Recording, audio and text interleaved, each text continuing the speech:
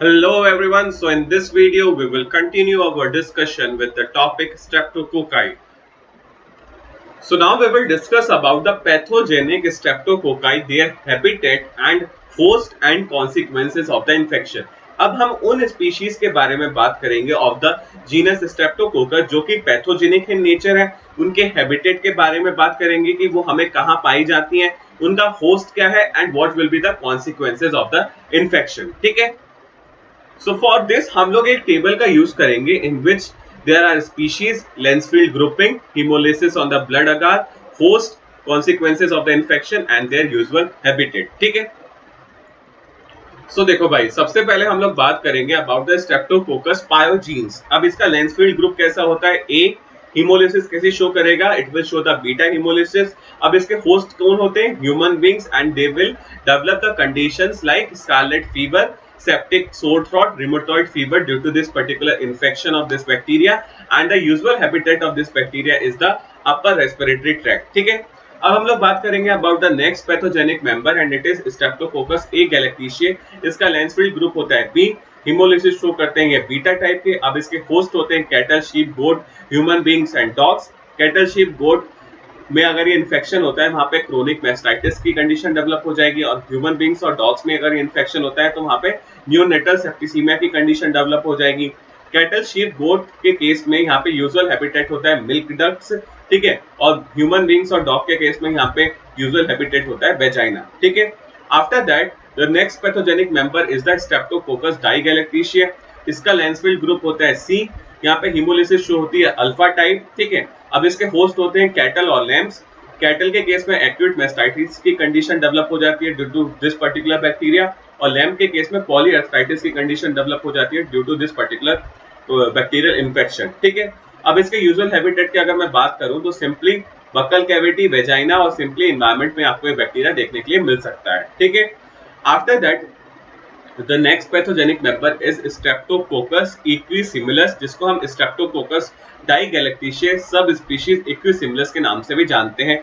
अब इसका Lancefield group होता है ACGL। ठीक है, hemolysis ये कैसी शो करते हैं? बीटा टाइप की। अब इसके होस्ट की अगर मैं बात करूं तो it is horse, pigs, cattle, dogs and birds. Horses के केस में ये एब्सेस, मेस्टाइटिस और एंडोमेट्राइटिस की कंडीशन को डेवलप करते हैं। पिग, कैटल, डॉग और बर्ड्स के केस में ये सुपरेटिव कंडीशंस को डेवलप करते हैं and their usual habitat is skin and vagina. ठीक है, सो देखो भाई, अब हम लोग बात करेंगे about the next pathogenic streptococci and it is Streptococcus equi. इसको हम स्ट्रेप्टोकोकस इक्वाई सब स्पीशीज इक्वाई के नाम से भी जानते हैं। इसका लेंसफील्ड ग्रुप होता है सी, हिमोलिटिक टाइप होता है बीटा, होस्ट होते हैं हॉर्सेस, और हॉर्सेस में यहाँ पे strangle, suppurative conditions, purpura, haemorrhagica conditions develop हो जाती हैं। यूजुअल हैबिटेट होता है upper respiratory tract and the guttural pouches. ठीक है, अब हम लोग बात करेंगे about the next one and it is Streptococcus zooepidemicus, जिसको हम स्ट्रेप्टोकोकस इक्वाई सब स्पीशीज जू एपिडेमिकस के नाम से भी जानते हैं। इसका लेंसफील्ड ग्रुप होता है सी। ठीक है, यहाँ पे hemolysis टाइप होता है बीटा। अब इसके होस्ट होते हैं horses, cattle, lamb, pig, poultry and dogs. Horses के केस में यहाँ पे मैस्टाइटिस, निमोनिया और नेवल इन्फेक्शन डेवलप होता है, और यहाँ पे यूजुअल हैबिटेट होती है बैक्टीरिया की म्यूकस मेम्ब्रेन। ठीक है, कैटल, लैम्ब, पिग, पोल्ट्री के केस में यहाँ पे सुपरेटिव कंडीशंस और सेप्टिसीमिया डेवलप हो जाता है, और यहाँ पे यूजुअल हैबिटेट होता है स्किन म्यूकस मेम्ब्रेन्स। ठीक है, और डॉग के केस में क्या होता है? यहाँ पे हेमरेजिक न्यूमोनिया डेवलप हो जाता है, और यहाँ पे भी यूजुअल हैबिटेट क्या है? Skin and the mucous membrane. ठीक है, after that the next pathogenic streptococci is the Enterococcus faecalis, जिसका लेंसफील्ड ग्रुप होता है डी, hemolysis टाइप होता है अल्फा, और इसके होस्ट काफी ज्यादा स्पीशीज होती हैं। ठीक है, एंड यहाँ पे कंडीशंस कैसी डेवलप होती हैं? Suppurative conditions following the opportunistic infections of the different bacteria, और यहाँ पे क्या है? Usual habitat intestinal tract. ठीक है, the next pathogenic streptococci is the Streptococcus suis, जिसका लेंसफील्ड ग्रुप होता है डी। यहाँ पे hemolytic टाइप होता है अल्फा, होस्ट होते हैं हमारे पिग्स, जहाँ पे सेप्टिसीमिया, मेनिंजाइटिस, अर्थराइटिस, ब्रोंकोनिमोनिया की कंडीशन डेवलप हो जाती है। कैटल, शीप, हॉर्स और कैट्स जब होस्ट की तरह एक्ट करते हैं तो वहां पे सुपरेटिव कंडीशंस डेवलप हो जाती हैं, और ह्यूमन बीइंग के केस में सेप्टिसीमिया और मेनिंजाइटिस की कंडीशन डेवलप हो जाती है। अब स्ट्रेप्टोकोकस स्विस का यूजुअल हैबिटेट होता है टॉन्सिल, नेजल कैविटी। ठीक है, अब हम लोग बात करेंगे अबाउट द स्ट्रेप्टोकोकस पोर्सिनस। इसका जो लेंसफील्ड ग्रुप होता है वो होता है EPUV। ठीक है, यहाँ पे hemolysis टाइप होता है बीटा, इसके होस्ट होते हैं पिग्स और यहाँ पे सब मैंडिबुलर लिम्फेडेंटाइटिस की कंडीशन डेवलप हो जाती है और यूजुअल हैबिटेट होता है म्यूकस मेम्ब्रेन। अब बात करेंगे अबाउट द स्ट्रेप्टोकोकस कैनिस, तो यहाँ पे लैंसफील्ड ग्रुप होता है जी, यहाँ पे हिमोलिटिक टाइप होता है बीटा, ठीक है। इसके होस्ट होते हैं ऑल कार्निवोरस एनिमल्स और यहाँ पे कंडीशन डेवलप हो जाती है like neonatal septicaemia, superlative condition, toxic shock syndrome, और यहाँ पे हैबिटेट क्या है, वेजाइना एंड एनल म्यूकोसा, ठीक है। The next pathogenic streptococci is the Streptococcus uberis. यहाँ पे कोई भी लैंसफील्ड ग्रुपिंग नहीं होती है, ठीक है। It is not assigned. Haemolysis type होता है अल्फा, होस्ट होते हैं कैटल जहाँ पे मेस्टाइटिस डेवलप हो जाता है and habitat is skin, vagina and tonsils, ठीक है। अब हम लोग बात करेंगे about the next pathogenic streptococci and it is Streptococcus pneumoniae. यहाँ पे भी कोई लैंसफील्ड ग्रुपिंग नहीं है, ठीक है। अब इसका हिमोलिसिस टाइप होता है अल्फा। अब यहाँ पे होस्ट होते हैं ह्यूमन बींग्स एंड प्राइमेट्स जहाँ पे सेप्टिसीमिया, निमोनिया और मेंजाइटिस की कंडीशन डेवलप हो जाती है। गिनी पिग और रैट के केस में क्या होता है, निमोनिया की कंडीशन डेवलप हो जाती है और हॉर्स के केस में भी निमोनिया की कंडीशन डेवलप हो जाती है। यहाँ पे यूजुअल हैबिटेट है बैक्टीरिया का अपर रेस्पिरेटरी ट्रैक्ट, ठीक है।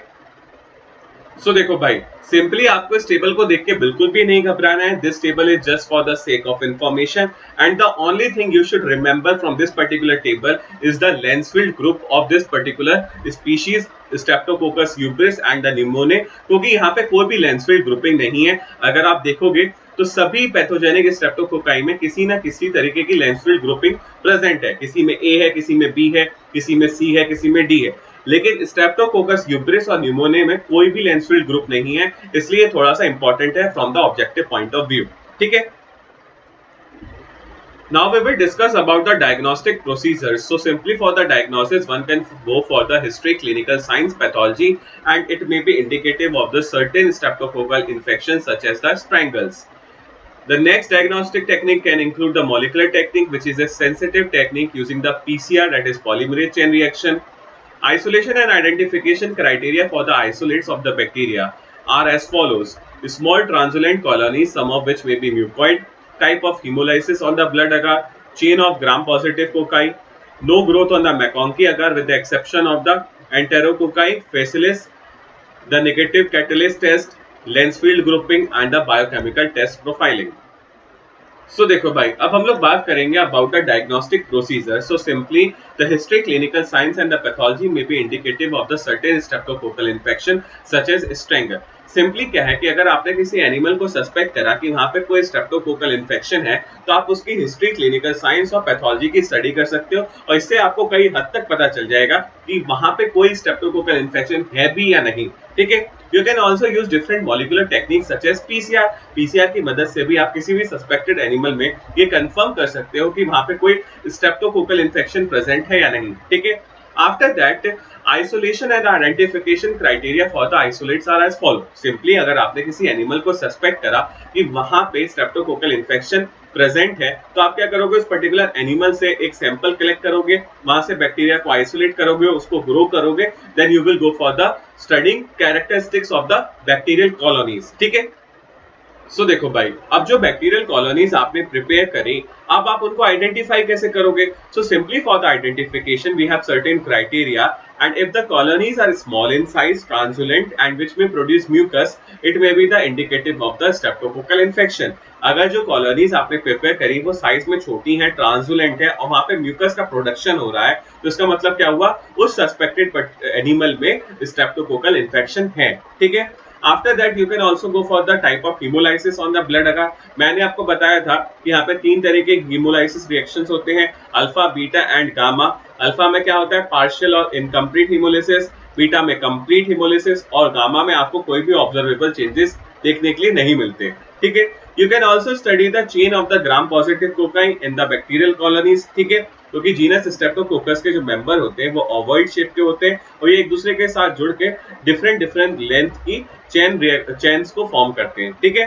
After that there will be the no growth on the MacConkey agar with the exception of the Enterococcus faecalis. Basically क्या है, जीनस स्ट्रेप्टोकोकस मैकॉन्की अगार पे ग्रो नहीं करता, ठीक है। अगर आपने जो एनिमल से आइसोलेट करे हैं बैक्टीरिया, अगर वो मैकॉन्की अगार पे ग्रो कर जाते हैं तो इसका मतलब वहां पे जीनस स्ट्रेप्टोकोकस के मेंबर का इन्फेक्शन नहीं है। And there is one exception, एक जीनस स्ट्रेप्टोकोकस के अंदर ही एक मेंबर पाया जाता है that is enterococcus फैसिलिस।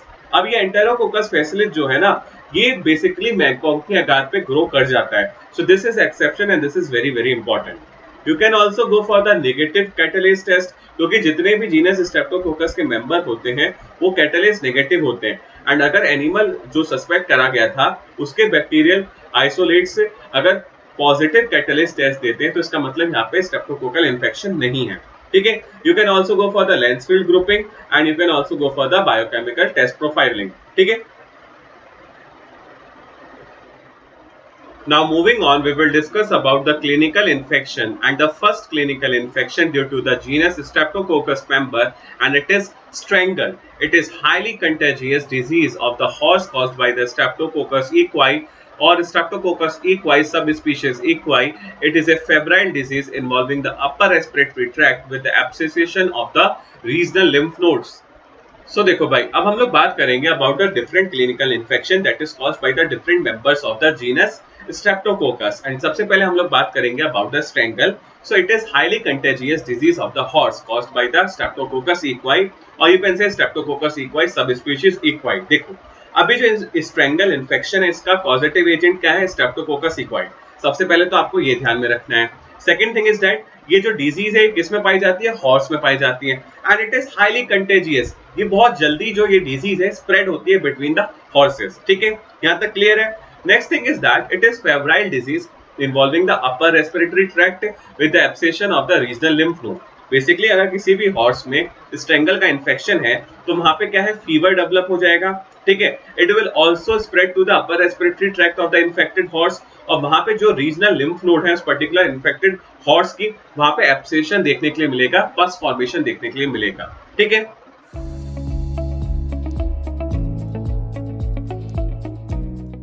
so that's all for this video. We will meet very soon in the next one.